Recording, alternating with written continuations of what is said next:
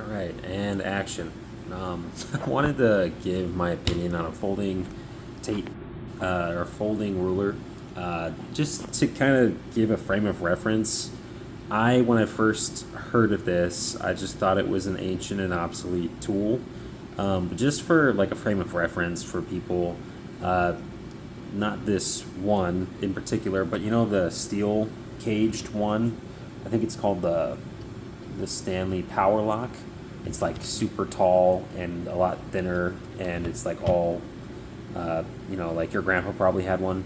That came out in 1963. So that was like the most commercialized, definitely not the first ever, um, but the most like commercially successful tape measure. And but before that, there was this, and I heard that you know cloth was another tape measure tool that people had used in the past. Like they would etch the numbers on the cloth with markers or markings of some sort. But is if anyone has ever worked with cloth, you know that it stretches and is not that accurate. So this was apparently for many hundreds of years the greatest way to take measurements over a certain longer distance. And apparently they can go up to 10 feet.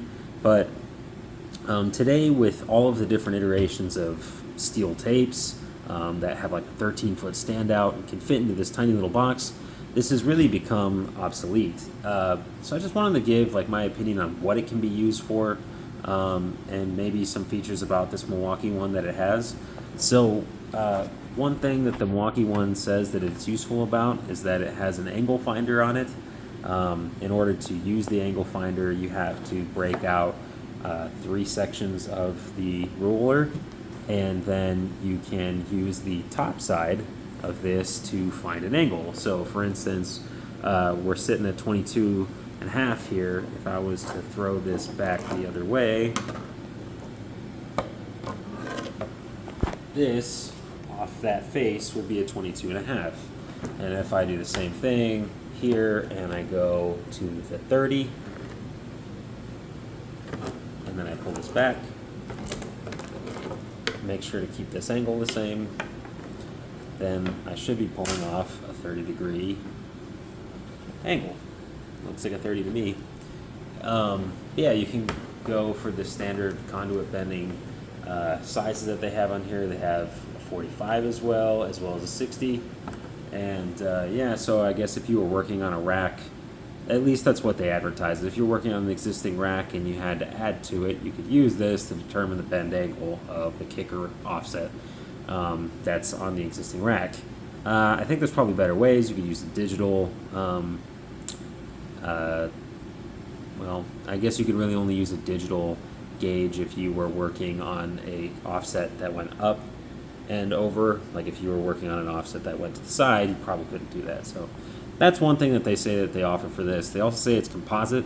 A lot of the ones that are older are wood, so they say that this one isn't chip.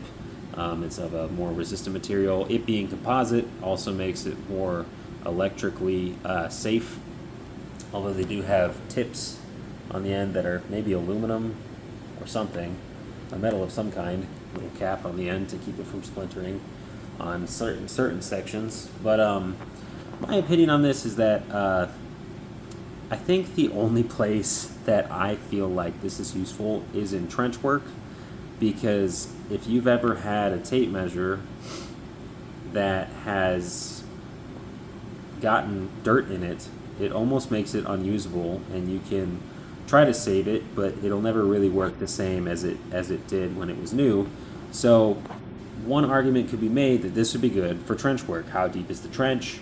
You can just pull this out really quick. It's never going to get like damaged really, as long as you don't put any lateral force on these. They could probably snap really easy if you put a little bit of lateral force on these and snap them out. Yeah, but the arguments that people make for these, I don't think it really exists anymore in today's world with tape measures. Like if you just take a look at this thing, it's like a little step. So me being over here, starting here, it probably goes out, 1/8 of an inch over the course of like 9 segments. So we're probably out like, you know, maybe even a whole inch by the end there. So that might put you off the face of something by quite a ways. And if I try to do a standout test just by holding this first joint, it's holding.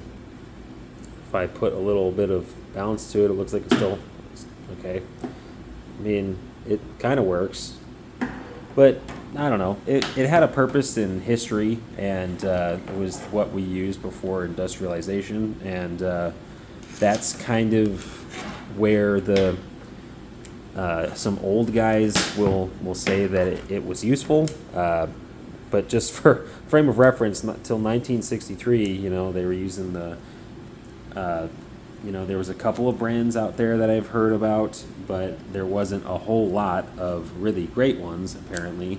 So this was just what people use. So, so thanks to industrialization and stuff, we have really compact, really handy, tough tape measures. But if you're considering using this, the only other thing that I have found this useful for is a tire gauge. I can put this right in between my tire treads and see if I need new tires, and just check if it's like 30 seconds, you know, and then if it's below that, then you need new tires. I think is the rule.